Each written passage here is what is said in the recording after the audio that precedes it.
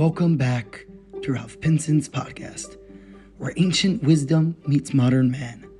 This episode was sponsored anonymously in honor of all of Klal Yisrael being inscribed and sealed in the Book of Life.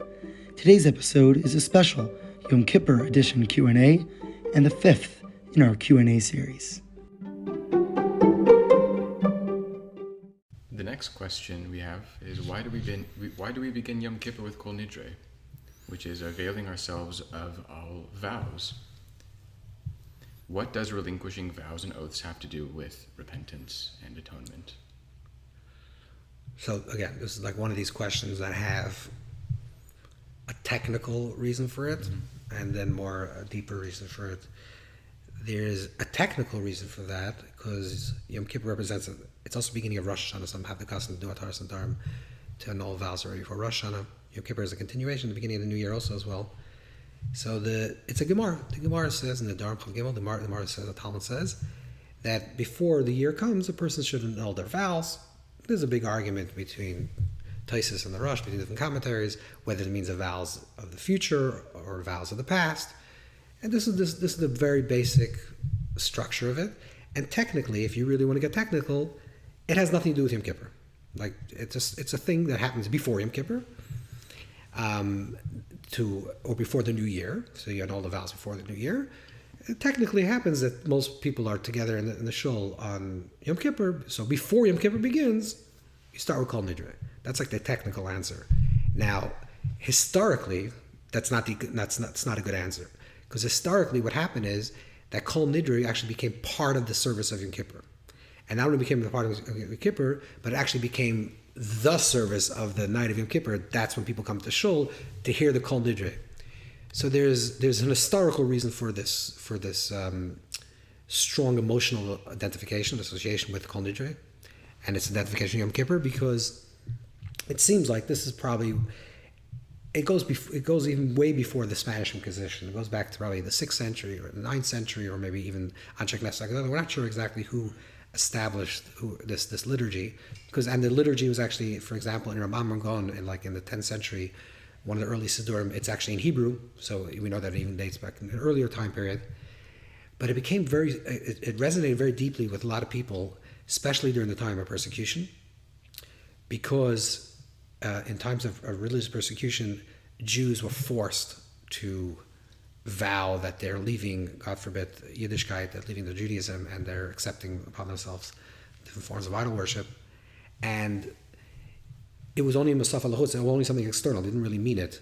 So on the day before Yom Kippur, where they would gather together, they would say, all the vows that I made is null and void, and that was a way to, and therefore it had a very strong resonance, a very strong emotional quality that Kol Nidre had.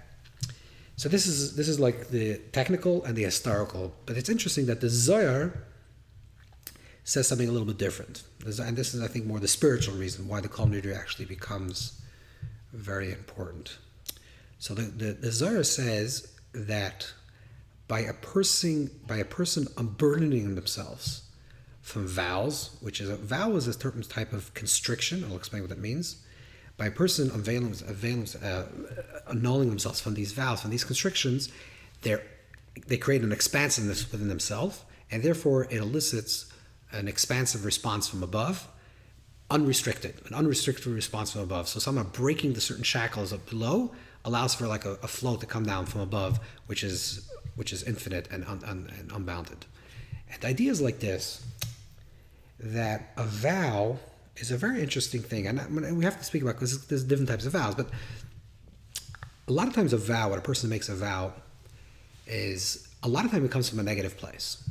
Let's say for a person was in a relationship and was married for many years, and they had their heart broken, and they said, okay, so they vow in their mind, and they say, you know what, I'm never going to open myself up again. I can't do that. I can't open myself up to another human being. And unfortunately, a lot of people are like this, whether they're conscious or not. They were hurt as a young child, and therefore they can't feel love because they made some type of inner vow, some inner promise that said, I can't do that. I can't be hurt again. Or let's say a person tried to express himself as a child, and the parents, someone said, oh, you don't know how to sing. And then for the rest of their life, they're quiet because They feel like they can't do it. So there's certain type of vows that a person makes. Or a person says, try something and work really hard at doing it. Especially like a person makes a resolution. And, Rosh Hashanah is very serious and makes a resolution. This year is going to be this way. And he fails. And a lot of times, unfortunately, people do fail on their resolutions. Sometimes people put resolutions at a very high bar. And they don't do it in a smart way, which is step by step. But they say grand resolution. I'm going to change the world. No, you're going to change yourself slowly, one step at a time. But if they do that and then they feel they fall, then they promise themselves, I'm never going to try again. Like, I vow that this year I'm going to learn X amount of, Gemara, or I'm going to pray for this amount of hours, or I'm going to do this amount of chesed in this world, this amount of kindness. And it doesn't work. And then the year you look at it and say, well, I didn't do it. So you say, forget it, I can't do it. So what the vow really is a type of constriction. It's a limitation. It's a person saying, based on my past actions, I can't do it, and they vow to do that. This is even with a positive vow. If I say I would like to do kindness in this world, and I vow to do it, and I'm making a vow to do it, what you're really saying is that there may come a time in the next year that I'm not going to feel obliged to do it. I'm not going to feel enthusiastic to do it, but I'm just going to do it because of the promise. Which means there's going to be an inconsistency. I'm just going to do it because some type of external force that I vowed myself to do it, I'm going to do it. So vows, on a deep level, is a type of constriction. It's a type of, like, there's some type of inconsistency either between what I want to really be doing and what the vow tells me to be doing, or it's like an inner vow, which really is a restriction on myself and my potentials. I can't do it. I'm not able to do it. I'm shutting myself down because of the past hurt, and I'm not gonna open myself up again. I'm never gonna sing. I'm never gonna do this because I can't do it. And people put these constant constrictions within themselves. Comes Yom Kippur. What's Yom Kippur? Yom Kippur is really about a day of total freedom. Total transcendence of freedom. Yom Kippur is about the emptying of ourselves of all these types of constrictions, and it becomes it's like the lightness of being, like just to feel lighter, to feel angelic. The Yom Kippur is not about painting your body.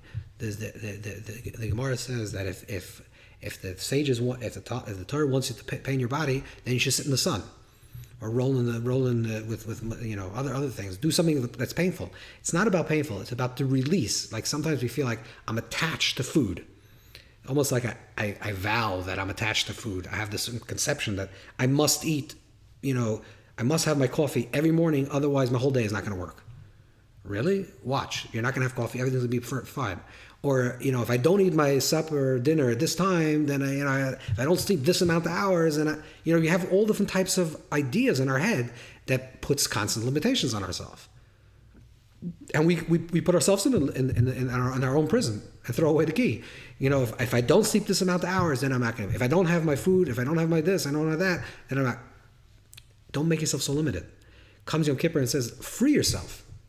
Free yourself. Just forget about all these things. And one of the ways to do that is verbally to do that is before Yom Kippur begins. As Yom Kippur is initiating, we say Kol Nidre. What is Kol Nidre saying? All the vows, all the things that are restricting me, that are saying you can't do it, you're not able to do it, or even the things that say you have to do it, but not that I want to do it.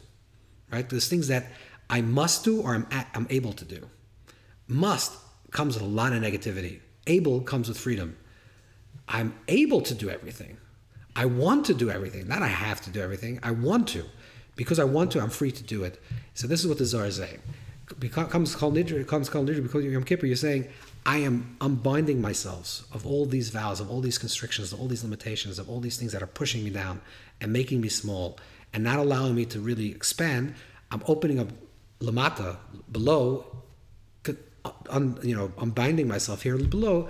Therefore, Hashem says, when you do that below, then is Hashem Tzilcha. Hashem is our shadow. Hashem reflects, the blessings reflect that. Therefore, the blessings that come down is unrestricted. And that's the deeper reason why we say Kol Nidre before Yom Kippur, or part of Yom Kippur.